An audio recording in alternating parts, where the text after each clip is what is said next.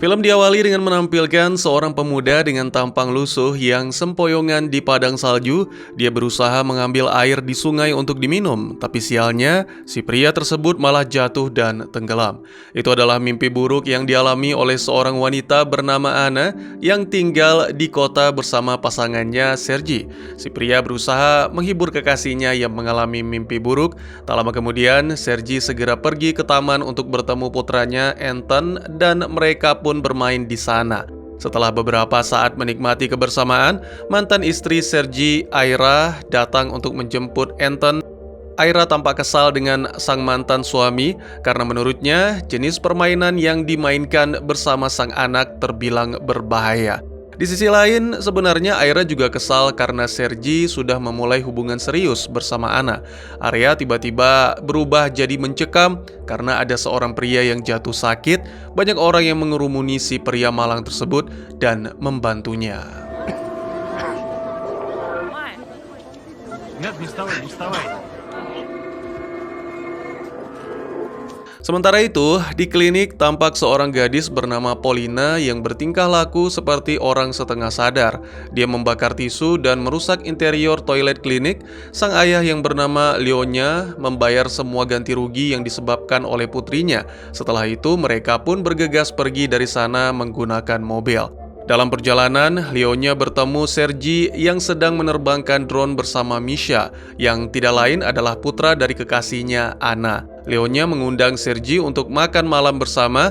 Awalnya Sergi menolak karena dia tahu kalau Anna tidak begitu suka dengan sikap tetangganya itu, tapi Leonya mengungkit soal hutang budi dan Sergi terpaksa mengiyakan ajakan tersebut. Misha yang berada di sana sempat terpaku melihat Polina, panah asmara seolah tertancap ke dalam hatinya.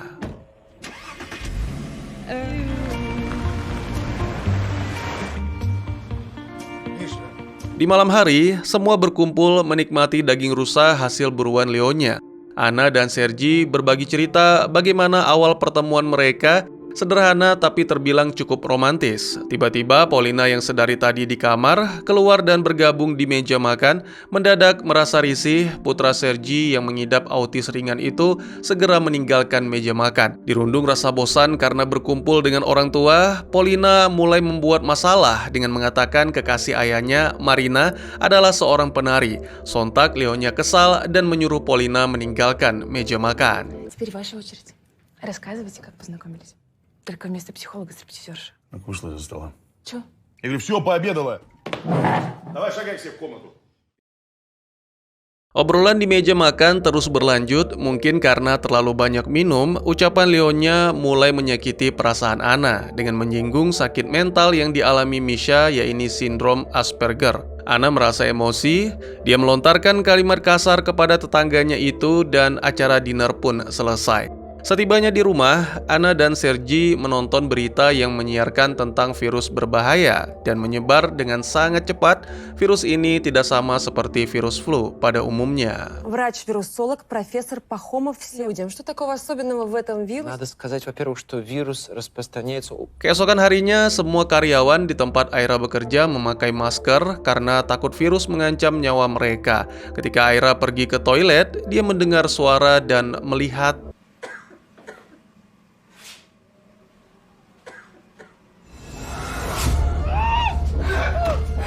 tak mau membuang waktu, Aira langsung pulang dari kantor meski sebentar lagi meeting akan segera dimulai. Aira punya firasat keadaan ini bakalan semakin kacau. Dia langsung pergi ke sekolah Anton untuk menjemput putranya itu. Sesampainya di sana, Aira tidak boleh masuk karena petugas militer sudah mengisolasi area tersebut. Menurut informasi yang diterima awak militer, di sana ada satu orang yang sudah terinfeksi virus. Sebagian besar pelajar ditahan dalam ruangan olahraga, sedangkan satu orang yang terinfeksi sedang berada di pojokan dalam sebuah ruangan.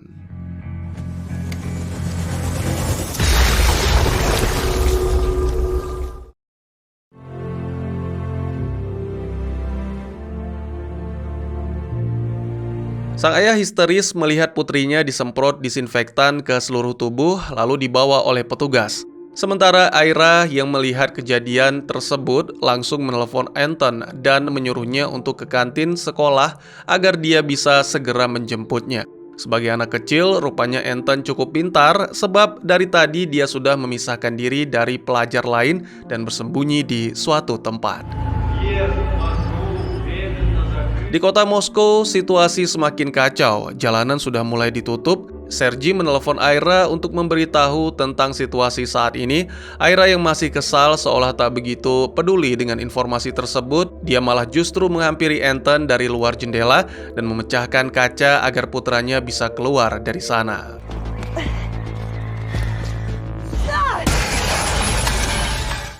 Adegan berpindah ke Lyonya dan keluarga. Lyonya menyuruh Marina untuk segera berkemas agar mereka bisa segera pergi ke bandara untuk meninggalkan kota. Karena sedang terburu-buru, Lyonya mendesak Polina untuk segera bersiap-siap, tapi sang putri malah menunjukkan. Никуда мы не едем. Аэропорт закрыт. Polina mengirimkan video kepada Misha yang dibuat oleh seorang influencer terkait penyebaran virus. Bisa melalui jabat tangan, bersin, dan gejala bagi orang yang sudah tertular dilihat dari bola mata mereka yang menjadi putih disertai batuk berdarah. Itu tandanya orang tersebut akan segera berakhir. Kota sudah mulai ramai oleh gerombolan penjara, sementara di rumah, Sergei mendengar suara dari lantai bawah. Dia pun waspada dan segera turun. Ternyata suara tersebut berasal dari ayahnya yang merupakan seorang ahli matematika era 70-an bernama Boris. Sang ayah tahu betul soal skenario hipotesis penyebaran virus ini. Awalnya Sergei tidak begitu senang sang ayah datang mengunjungi, namun setelah dia mendengar beberapa cerita dari Boris, pria duda anak satu itu setuju dengan ayahnya. Di malam yang sama, Sergei keluar rumah dan memberitahu ayahnya bila nanti dia tidak kembali, maka tolong jaga Anna dan Misha dan beritahu mereka kalau dirinya pergi menemui Anton. Di perjalanan, Sergei berhasil menembus blokade dengan cara menyuap supir logistik. Sementara itu, di apartemen, Aira bersembunyi bersama putranya. Tiba-tiba terdengar suara ketukan pintu. Ternyata itu adalah ibunya yang sudah dalam kondisi terinfeksi virus. Aira takut dan tidak mau mengizinkan sang ibu masuk, daripada nanti bisa-bisa dirinya dan Anton tertular. Aira terpaksa harus tega dengan mengambil sikap. Tak lama setelah itu, Sergei sampai dan langsung membawa Aira dan Anton keluar dari apartemen.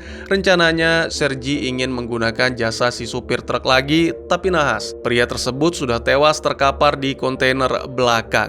Sergei yang tengah memeriksa saku jaket si supir dikejutkan dengan kedatangan gerombolan penjara. Untungnya pria itu berhasil pergi dari sana.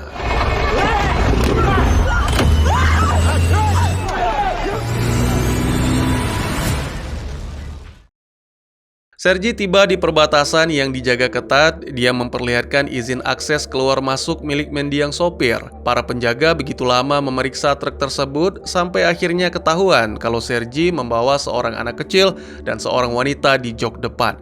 Sergei langsung tancap gas.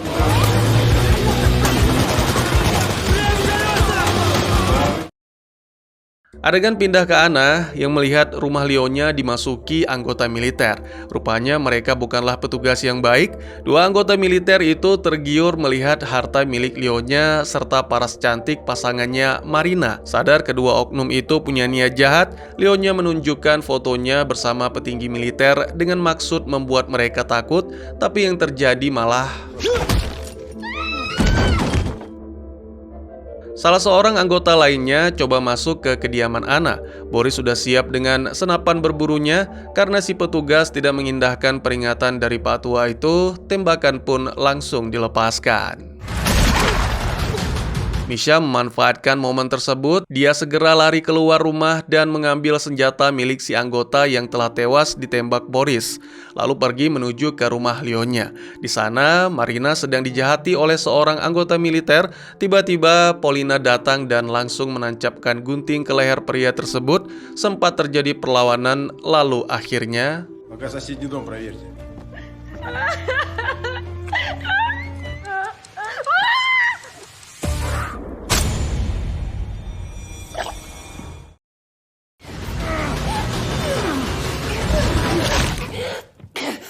Satu anggota militer yang tersisa meminta izin kepada Boris untuk membawa mayat rekannya dari halaman rumah Anna. Boris yakin betul bahwa mereka akan kembali lagi ke sini membawa pasukan yang lebih banyak. Tak pikir panjang, Pak Tua itu dan Anna bergegas menyusul Misha ke rumah Leonya. Setelah Boris, Leonya, Anna, Marina, Polina, dan Misha bertemu, mereka sepakat untuk mengemas barang-barang dan pergi meninggalkan rumah. Awalnya Anna menolak untuk pergi, dia mengatakan kepada Boris akan menunggu Sergi. Tak lama kemudian, Sergi datang bersama mantan istri serta anaknya.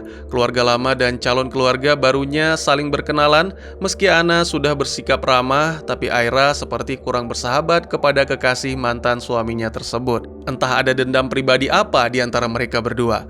Misha yang memantau dari jauh menggunakan teropongnya melihat pasukan militer sudah mendekat ke arah rumah. Saking dekatnya, pasukan militer melihat Sergi dan Anna sedang berlari, lalu menembak pasangan itu.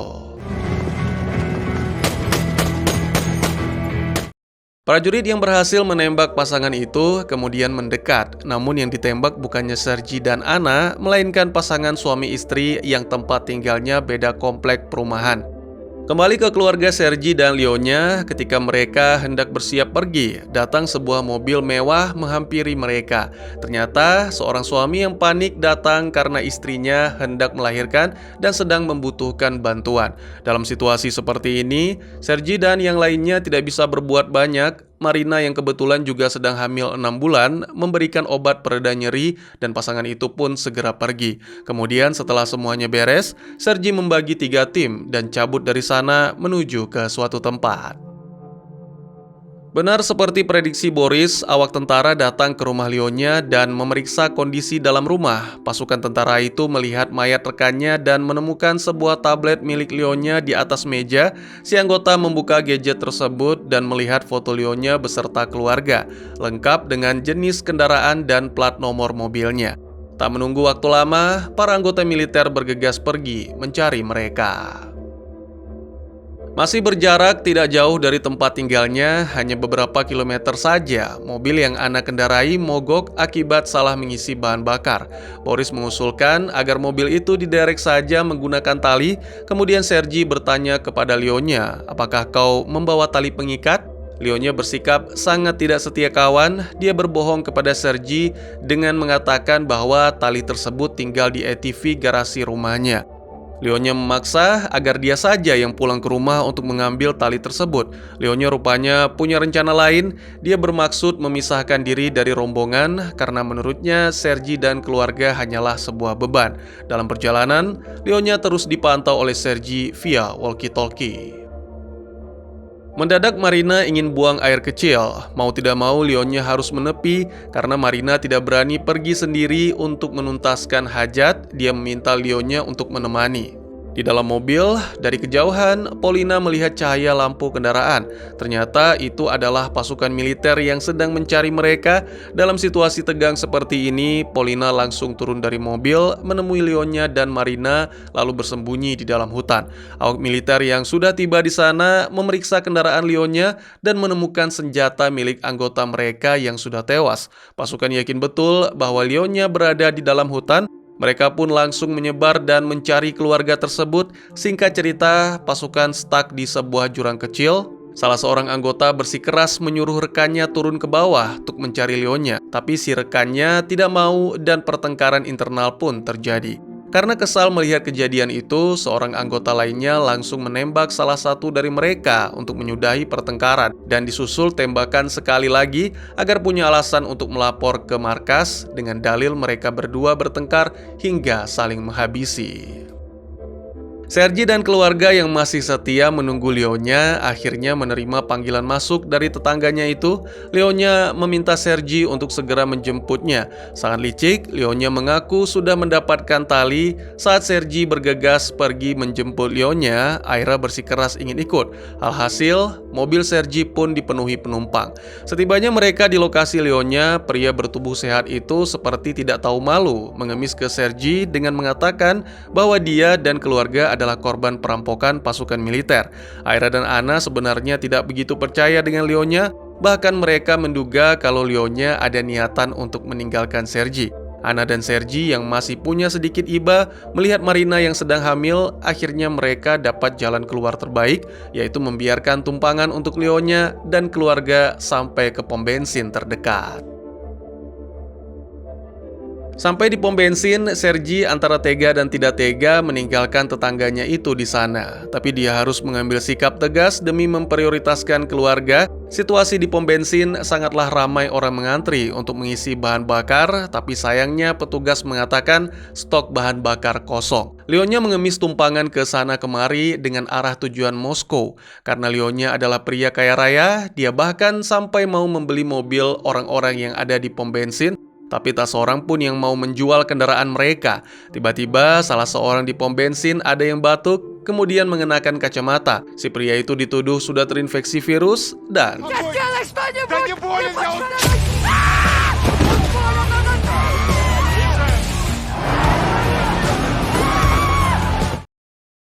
Pom bensin yang tadinya ramai seketika berubah jadi sepi. Tadinya Leonya ingin mengambil mobil pria yang mati itu, tapi dia takut soal virus yang bisa tertular ke dirinya dan keluarga.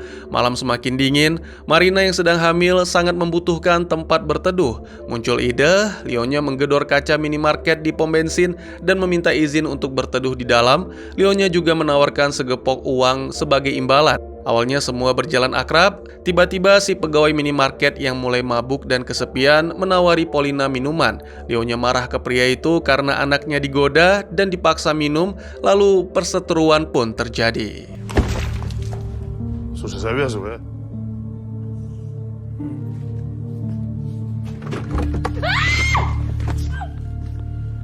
Нахер пошел отсюда. Boris yang sedang menunggu putranya kembali mencoba membetulkan mobil Ana dengan cara memanaskan air lalu memasukkannya ke dalam radiator. Langkah itu berhasil, tapi tidak akan bertahan lama. Sesegera mungkin dia harus mengganti bahan bakar solar khusus untuk musim dingin agar mesin mobilnya tidak beku. Tak lama kemudian, Sergi dan rombongan tiba di sana. Mereka sepakat untuk mampir ke pom bensin tempat Leonya turun tadi untuk membeli bahan bakar khusus. Sergi sampai ke pom bensin dan melihat tetangganya itu masih ada di sana. Leonya yang tadi di dalam minimarket sempat melihat si pegawai menimbun banyak jerigen bahan bakar sebagai stok pribadi. Leonya melaporkan penglihatannya itu ke Sergi agar mereka dapat bahan bakar sekaligus melampiaskan dendam pribadinya karena tadi ditodongi senjata dan diusir. Akhirnya para pria pun beraksi.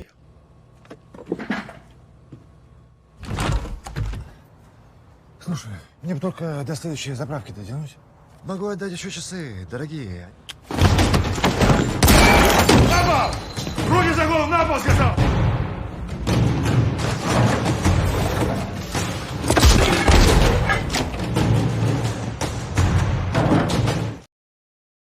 Misha melihat mayat pria yang tadi dituduh terkena virus dan langsung memeriksanya. Dia yakin betul bahwa pria yang mati itu tidak terinfeksi virus. Itu tandanya mobil bekas orang tersebut aman digunakan. Setelah itu, semua orang berkemas, menyiapkan bekal, bahan bakar, dan makanan. Lalu pergi dari sana untuk melanjutkan perjalanan mereka menuju sebuah danau yang di tengahnya ada pulau kecil. Suatu tempat yang aman dari kejaran awak militer. Boris tahu betul di mana letak lokasi tujuan mereka, sebab dulu dia pernah pergi ke sana. Kondisi cuaca semakin tidak kondusif akibat diguyur salju. Awak rombongan memutuskan untuk mendirikan tenda di suatu tempat dan beristirahat. Keesokan paginya, mereka melanjutkan perjalanan. Di luar prediksi, mereka menemukan 2 truk besar menghalangi jalan. Ditambah lagi ada mayat juga tergeletak di sana. Sergi, Boris, dan Leonya bersiap dengan senjata mereka, berjaga-jaga kalau di truk tersebut ada orang yang akan menyerang. Setelah semuanya aman, Sergi masuk dan mengendarai truk itu, lalu menggesernya ke bahu jalan. Tiba-tiba di bangku belakang dia melihat orang berlumuran darah dan...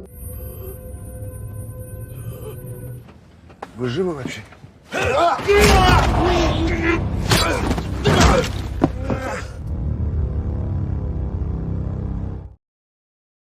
Sergi yang terluka membuat rombongan jadi panik. Mereka pergi dari sana dan mencari tempat sementara untuk mengobati luka yang diderita sang tokoh utama.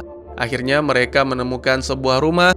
Ana mencari jarum dan benang di dalam rumah tapi tidak menemukan. Area luar rumah yang tadinya dikira kosong ternyata dihuni tetangga. Seorang pria dengan gelagat misterius seketika muncul. Ana langsung menghampiri pria tersebut dengan cara damai, meminta jarum dan benang untuk menjahit luka Sergi. Setelah mendapatkan benda tersebut, Aira yang mengaku bisa langsung menjahit luka Sergi. Improvisasinya dalam menjahit luka terbilang cukup apik. Keesokan paginya, Ana yang sedang mengambil stok makanan di dalam bagasi mobil dikejutkan dengan kehadiran si pria misterius kemarin. Pria tersebut meminta sedikit makanan kepada Ana dan kekasihnya Sergi itu memberikan dengan ikhlas. Malam harinya, ketika semua orang tertidur pulas, Leonya kembali berulah. Dia mencuri kunci mobil Ana dan pergi dari rumah. Tak lama berselang, Ana terjaga dari tidurnya karena suara Sergi yang tampaknya sedang menggigau. Hati Ana seketika hancur ketika dia mendengar sang kekasih menyebut nama mantan istrinya.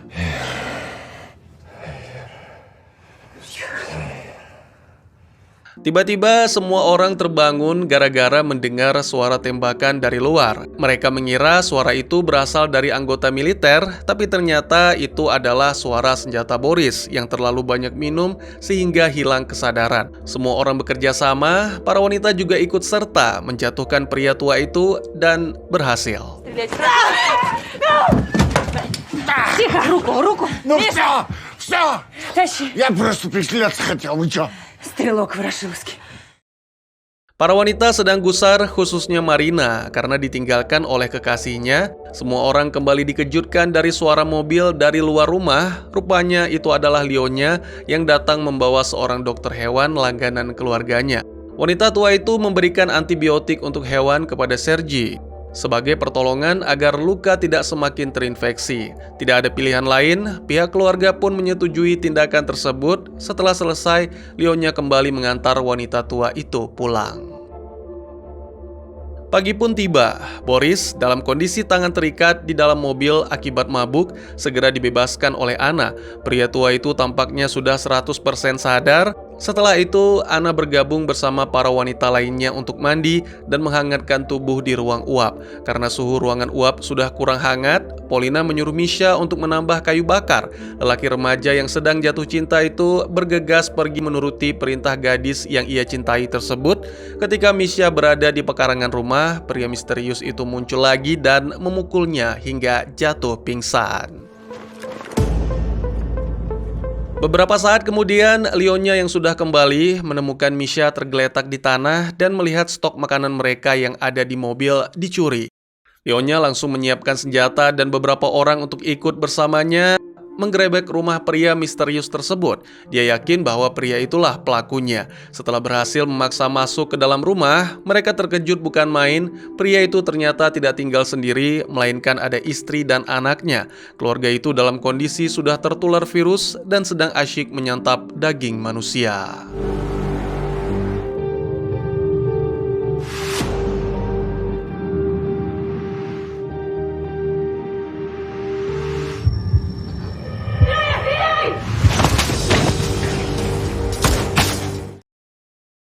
Tidak jauh dari lokasi Sergi beserta rombongan, ada seorang dokter bernama Pavel dan satu orang perawat sedang mampir ke sebuah rumah sakit untuk mengambil perlengkapan medis termasuk obat-obatan. Mereka berdua juga mencari seorang dokter yang sebelumnya sempat berbicara via telepon dan berjanji akan membantu Pavel dan rekannya. Namun ternyata sekarang si dokter di rumah sakit itu tiada. Masuk ke ruangan bawah, Pavel ditabrak oleh seseorang hingga kacamatanya rusak ringan. Orang itu ternyata hanyalah seorang pecandu. Mereka berdua akhirnya pergi dari rumah sakit menuju destinasi selanjutnya. Di perjalanan, ketika sedang asyik mengobrol, tiba-tiba saja Anton muncul dan nyaris ditabrak oleh dua orang petugas medis itu.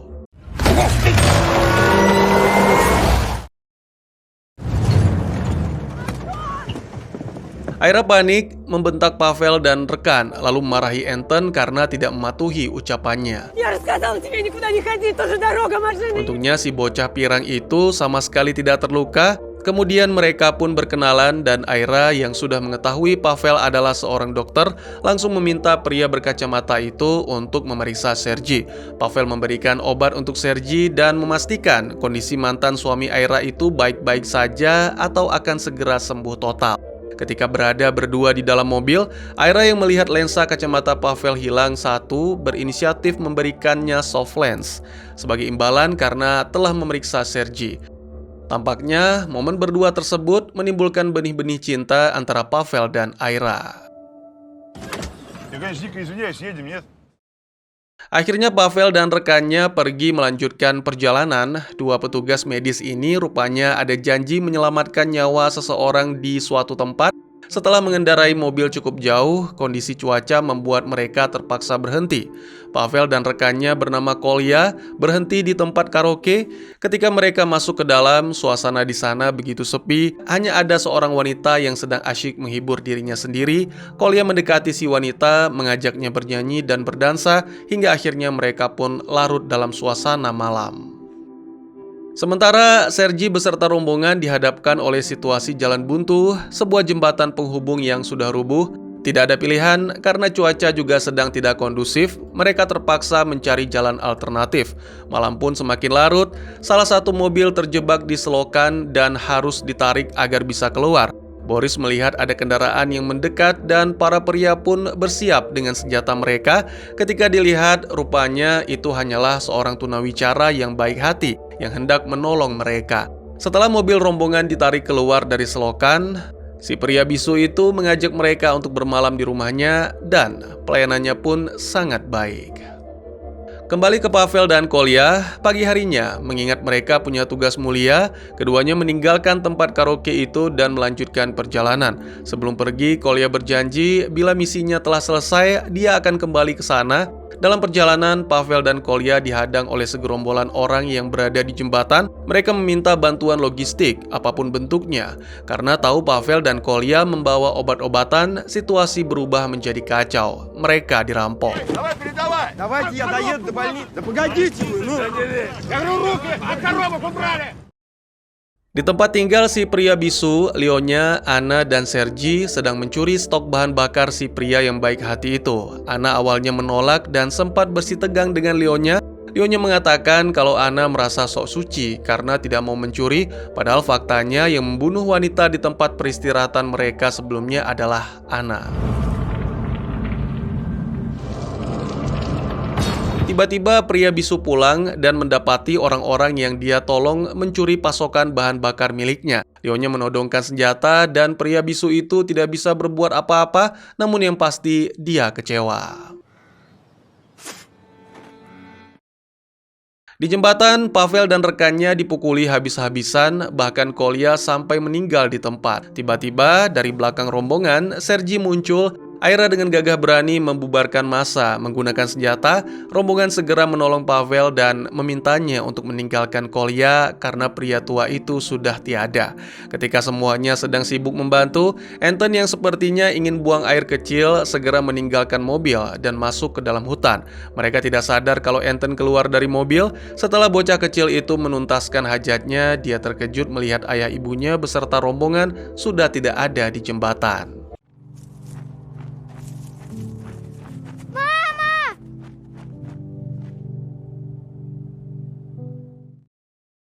Di perjalanan, Sergi dan rombongan masih tidak sadar kalau Anton tadi turun dari mobil. Boris terus mengajak bicara cucunya. Dia mengira kalau Anton tidur di balik selimut. Di tepi jalan, mereka melihat sekelompok pasukan militer sedang mengevakuasi banyak orang. Beruntung, Sergi dan rombongan tidak diberhentikan oleh pasukan militer itu. Boris yang terus bicara merasa penasaran mengapa Anton tidak menjawab sepatah kata pun.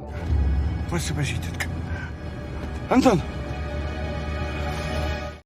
Anton berada di tengah hutan, menelusuri jalan sampai akhirnya masuk ke dalam sebuah area rumah sakit. Di sana, bocah kecil itu menyaksikan orang dibunuh oleh pasukan militer. Karena takut, Anton lari memasuki gedung rumah sakit dan bersembunyi di sana. Lalu seorang pasukan militer coba mencari di mana bocah kecil itu bersembunyi. Lalu akhirnya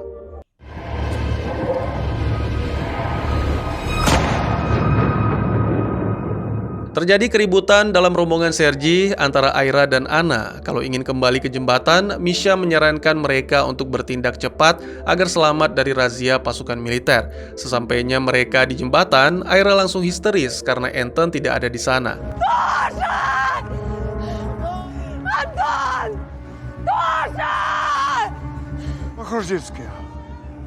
Хорошо, что он в деревне не... Takdir baik bersama bocah malang yang kehilangan orang tuanya itu, ketika hendak dieksekusi petugas, seorang dokter wanita menyelamatkan nyawanya.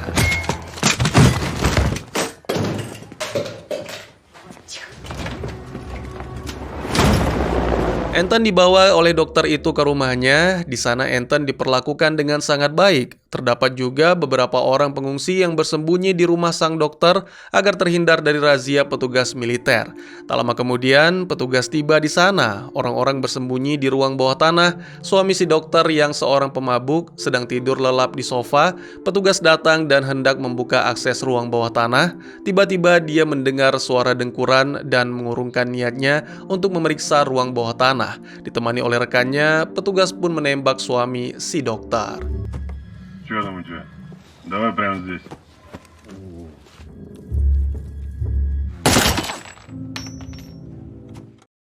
Tak lama setelah tragedi duka tersebut, datang sekelompok pengungsi lainnya yang bersatu ingin menyelamatkan anggota keluarga mereka di kamp militer yang tidak jauh dari sana. Sebelum bergerak ke sana, para rombongan dilatih terlebih dahulu untuk menggunakan senjata. Setelah latihan singkat, rombongan bergegas menuju kamp.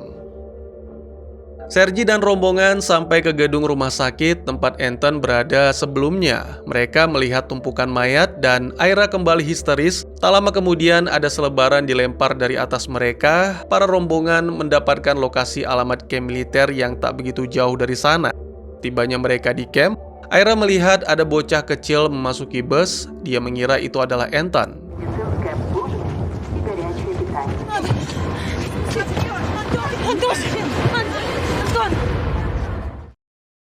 Turun dari bus, Aira, Boris, dan Sergi ditahan oleh pasukan militer tanpa sepengetahuan mereka. Rombongan si dokter sudah tiba di sana dan perang pun terjadi. Быстро!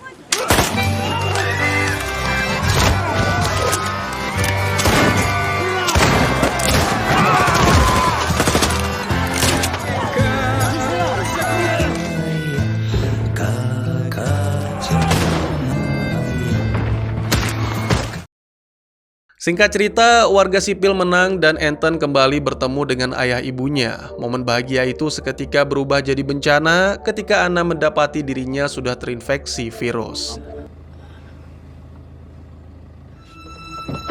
Mom.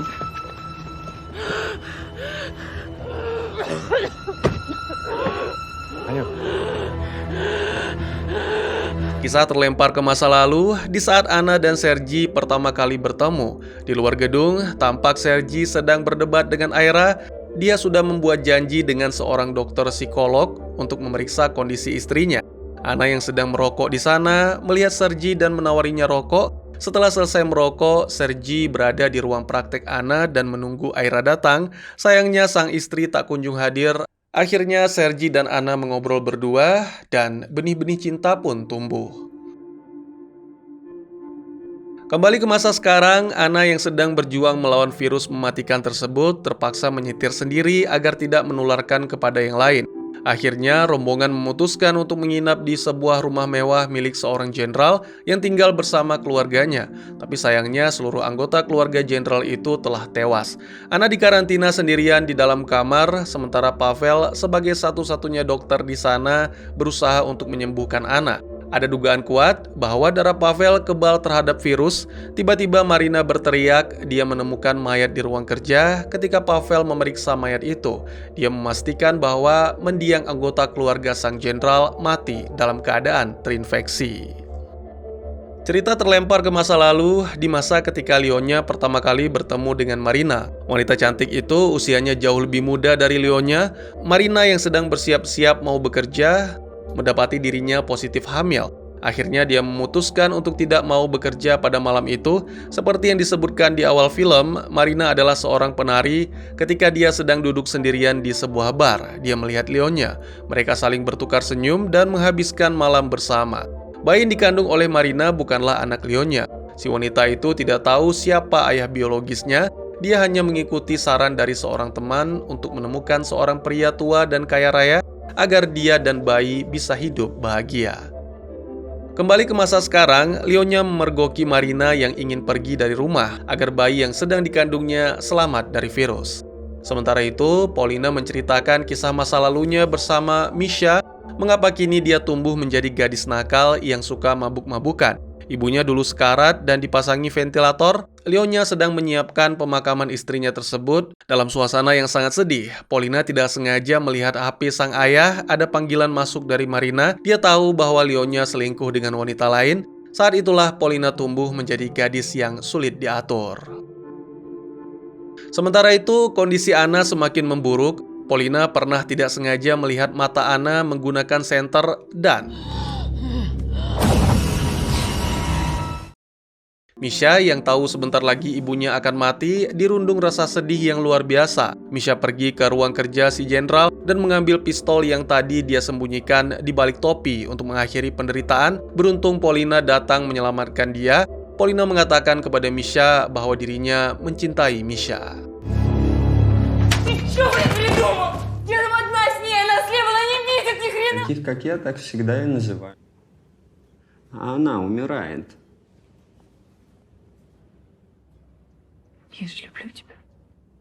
А я тебя нет.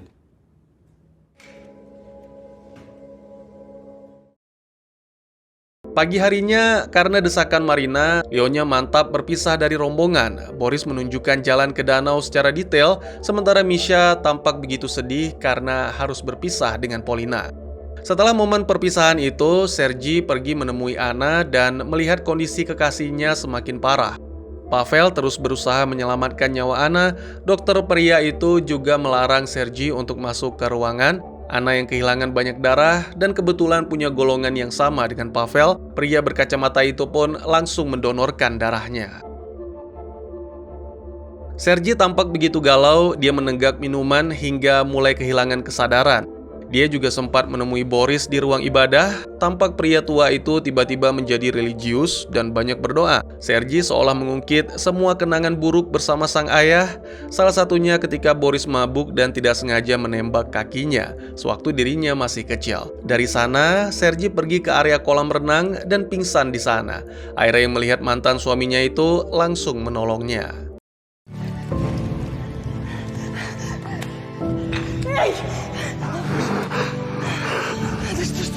Di perjalanan, Marina panik karena melihat dirinya mengeluarkan darah. Kepanikan tersebut menular ke Leonya hingga menyebabkan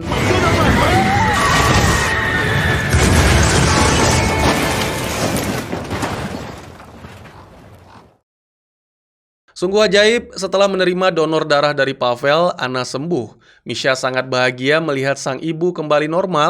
Pavel mengumumkan kalau darahnya bisa menyembuhkan virus. Ketika mereka semua berkumpul, Sergi baru sadar kalau Boris dari tadi tidak kelihatan di sana. Dia pun mencari sang ayah ke ruangan ibadah. Boris ternyata sudah terkapar akibat serangan jantung. Ketika hendak ditangani secara medis, Boris tiba-tiba bangun seolah dia cuma mau mengucapkan selamat kepada Anna atas kesembuhannya, sekaligus memastikan doanya dikabulkan Tuhan. Kemudian, pria tua itu pun meninggal dunia.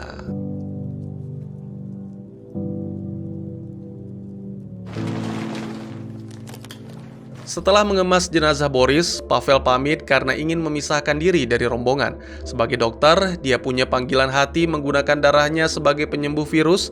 Aira ingin ikut bersamanya dengan membawa Anton, namun Sergi tidak setuju. Karena melihat mantan pasangan suami istri itu ribut soal hak asuh, Pavel mengurungkan niatnya untuk pergi dan tetap berada bersama rombongan. Di perjalanan menuju danau, Sergi melihat mobil milik Leonya sudah rusak dan berlumuran darah. Misha yang sedang galau karena berpisah dengan Paulina bertekad keras ingin mencari sang pujaan hati. Sergi melarangnya karena bisa saja mereka sudah tidak ada lagi. Lagi pula kepergian Leonya sudah 2 hari yang lalu. Misha tampaknya tak peduli dengan larangan tersebut dan akhirnya Сюда сутки уже прошли. Мы ничем не сможем помочь. Твоя мама уж подумает. Ты чего? Что? Белевский. 8 лет был приступ последний. Seperti yang diprediksikan oleh Misha bahwa Leonya dan keluarganya masih hidup, pria tua kaya raya itu menyeret Marina menggunakan selimut dalam kondisi penuh darah sampai pada akhirnya mereka tiba pada sebuah rumah yang dihuni oleh seorang wanita tua. Leonya mendobrak kamar kecil dan langsung menodongkan senjata ke wanita tua itu lalu mengurungnya ke ruang bawah tanah. Marina mengalami depresi berat, tas yang dipeluknya sedari tadi dianggap sebagai putrinya. Padahal sebenarnya janinnya keguguran. Polina senantiasa menemani calon ibu tirinya tersebut. Kembali ke kelompok Sergi, mereka akhirnya berhasil sampai ke danau dengan perasaan bahagia. Mereka masuk ke dalam kapal tua yang dijadikan sebagai tempat tinggal. Tidak ada orang di sana, namun Sergi menemukan tanda-tanda kehidupan, seperti potongan daging segar di dapur, bara yang masih panas, dan yang lebih parahnya lagi, di sana Sergi menemukan mayat yang kakinya sudah terpotong. Diduga kuat, kaki si mayat dijadikan menu makanan. Si penghuni akhirnya di sana, sambil menodongkan senjata, Sergi memaksanya untuk pergi dari sana. Kekasih Anna itu memastikan si pria misterius pergi jauh dari tempat mereka dengan mengantarnya jalan beberapa mil. Percakapan pun terjadi, si pria itu coba memainkan perasaan iba Sergi, begitu lengah dia coba menancapkan pisau, namun... Setelah semuanya aman, Sergi menguburkan jenazah Boris tidak jauh dari gubuk mereka. Sementara itu, Aira yang sedang mengajari Pavel menyetir mobil tampaknya mulai merasakan cinta yang tumbuh semakin besar. Sergi yang melihat mereka berdua usai latihan menyetir pun bisa merasakannya, tapi dia tampaknya tidak begitu peduli dan meneruskan aktivitas memancing bersama Anton di danau. Di malam harinya, Sergi mengatakan kepada Aira untuk tidak menjadikan Pavel sebagai pelarian karena tidak akan pernah kembali lagi kepada mantan istrinya tersebut. Terakhir, Sergi memberi dukungan kepada Aira.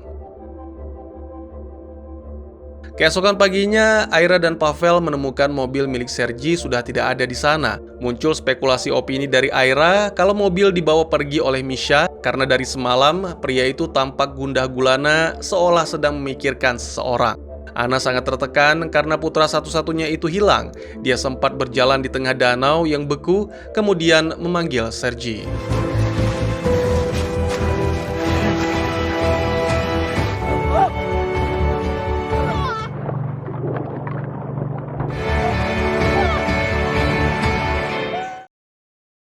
Pada malam harinya, Leonya diam-diam mengambil tas milik Marina yang di dalamnya terdapat janin bayi. Kemudian dia mengkremasi mendiang putrinya yang baru berumur 6 bulan dalam kandungan itu sambil menangis.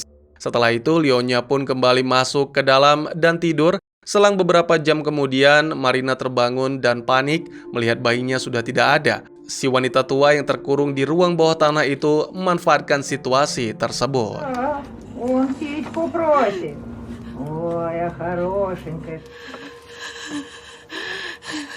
Kemudian adegan menampilkan Misha yang masih hidup dan mengendarai mobil untuk pergi mencari Polina. Pemuda itu secara teliti mengikuti jejak kaki dari lokasi kecelakaan mobil Leonya. Lama-kelamaan Misha semakin dekat ke rumah, tapi secara tidak sengaja dia menginjak perangkap beruang. Sementara itu di rumah, kondisi Leonya dan keluarganya semakin kacau. Hingga pada suatu malam, si wanita tua berdandan seperti wanita penghibur lalu memanggil Leonya keluar dari ruang bawah tanah itu. Setibanya di atas, Leonya diikat di atas tempat tidur dan dipaksa untuk melakukan hal yang tidak senonoh. Namun meski demikian, momen itulah yang membuat Leonya akhirnya bisa membalikkan posisi.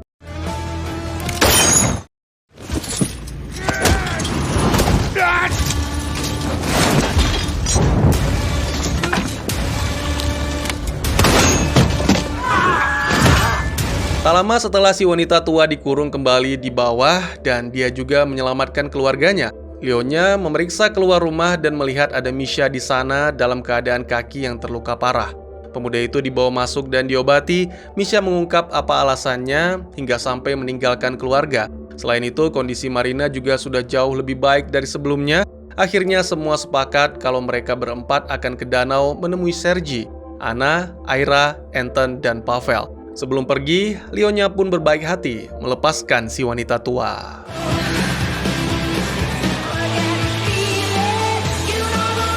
Di danau, pada malam yang sama, tiba-tiba terjadi sebuah ledakan besar dari luar gubuk mereka. Pavel dan Sergi memeriksa dari mana sumber itu berasal.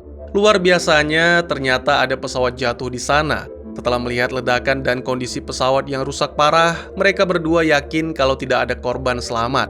Pavel ingin buang air kecil dan Sergi pulang duluan ke gubuk. Ternyata tak lama kemudian Pavel disandera oleh seorang pria yang sepertinya asal Tiongkok. Karena terkendala oleh bahasa, negosiasi pun berujung gagal dan... Думай что-нибудь. Толкни его. Давай, два.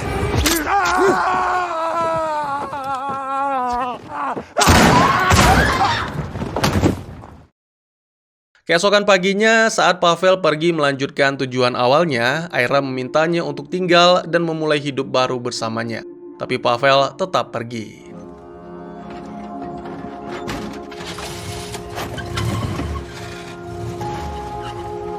Kelompok Leonya mengalami masalah dengan mobilnya, tapi untungnya mereka bertemu seorang pendeta yang membantu.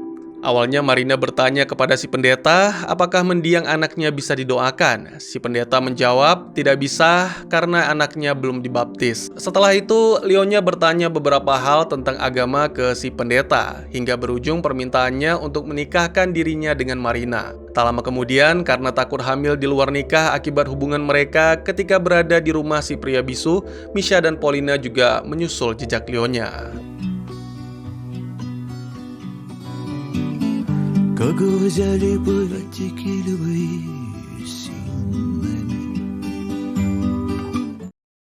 Di danau, Aira melampiaskan kekesalannya pada Anna, sementara Anton dan Sergi mendengar percakapan tersebut.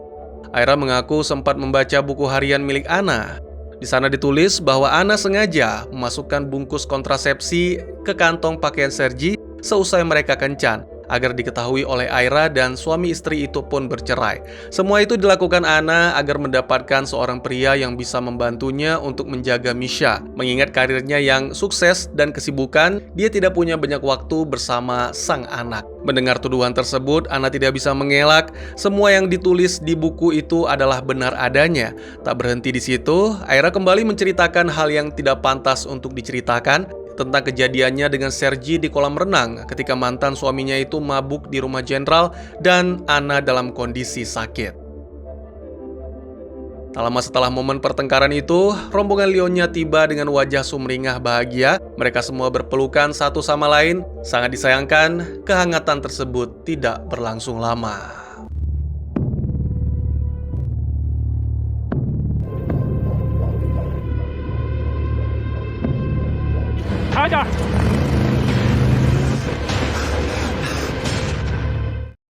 Sekian dulu teman-teman, terima kasih buat yang sudah menyaksikan. Jika teman-teman suka dengan cerita ini, izinkan saya untuk mengetahui dengan klik tombol like-nya ya. Kalian dipersilakan untuk merequest kira-kira film apa lagi yang menarik untuk dibahas. Bisa di kolom komentar atau bisa juga melalui DM ke Instagram saya di @teguhgusto. Insya Allah pasti akan saya baca. Silahkan dukung channel ini dengan cara share, like, dan subscribe. Sampai jumpa di video selanjutnya. Tetap semangat, tetap bersyukur setiap hari. Dadah!